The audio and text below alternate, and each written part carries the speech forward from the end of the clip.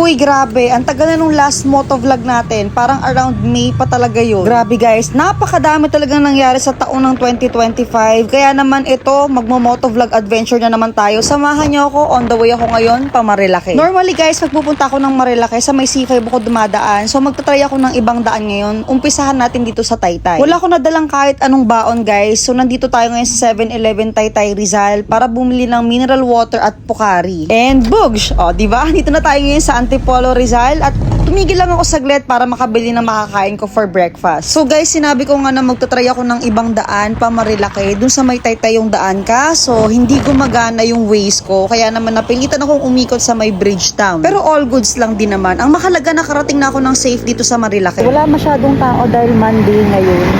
Ang last Monday ng 2025. So tumigil muna tayo dito guys para mag-almusal kasi hindi pa ako kumakain. Let's G! Actually guys, nandito ako sa Marilake nung nakaraang araw. Walang pictures, walang videos, hindi ako nag-my day, hindi ako nag-post. Kasi wala lang, naisip ko lang na magmuni-muni. Kasi ang dami kong iniisip nung araw na yun. Kunin na natin yung mga binili natin sa 7-Eleven. Nawarak na guys.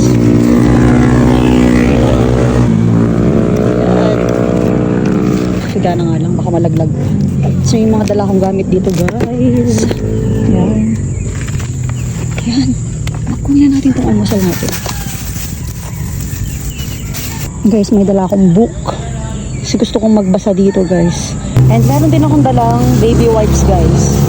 Naganap lang tayo ng maganda-gandang mapupwestuhan dito sa Manukan para makapagbasa ng libro at makapag-almusal. Relax-relax lang ba ganun? At syempre nagdala din tayo ng sarili nating plastic para sa mga sarili nating kalat. Kapag umakit ako dito sa Marilake guys, normally talaga nagbabaon ako. Pero pag trip ko magkape, nagkakape din naman. Pero syempre dahil nagtitipid ako, hindi tayo magkakape ngayon. Gusto ko man sumagad pa Real Quezon, kaso nga alam ko na kapag ganitong mga buwan, laging maulan pa Infanta at wala tayong dalang kapote at hindi po ako pwedeng magkasakit lalo na papasok na ang bagong taon. Hi guys! Dito tayo sa Marcasen. Hindi naman tayo sasagad sa malayo. Sige po mami, tawid po kayo. Sige po, okay lang.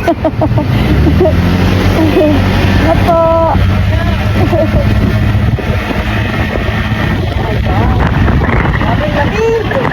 So after ko makalagpas ng Yeyis, naisip kong tumigil na at okay na yon, hindi na ako sasagad sa mas malayo pa doon, babalik na ako pa Manukan. Let's go! Ayan, alalay lang tayo, okay? Dito na nga lang talaga, wala masyadong tao ngayon dahil Monday.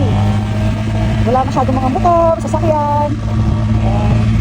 Pero teka lang, napakadami ko na yata ang dinaldal dito sa motovlog natin. Kayo, kamusta ang 2025 nyo? Well guys, alam ko namang hindi pare-parehas talaga mga hinarap natin sa mga previous years at ngayong 2025. Maaaring yung iba sa atin ay nabiyayaan ng relax lang na taon, yung hindi masyadong nahirapan, at meron din namang mga kagaya ko na sinubok talaga ngayong 2025.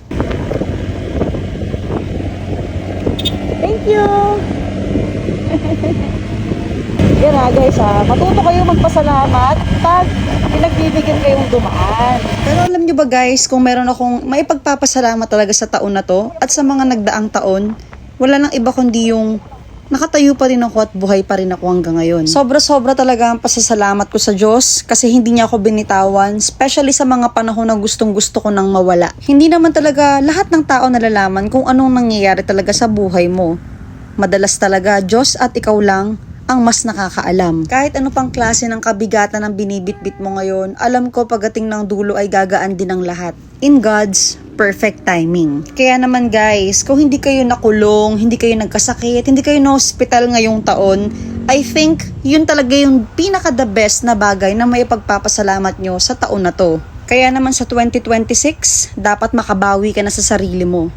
Guys, tignan nyo, magkaka-Jollibee na sa buso-buso. Wow, naman talaga. O, diba? Tingnan nyo guys. Bukas na din dito yung Dunkin Donuts Boso-Boso. O, diba? Marami nang matatambayan ng mga riders dito guys. At oo, pauwi na tayo guys.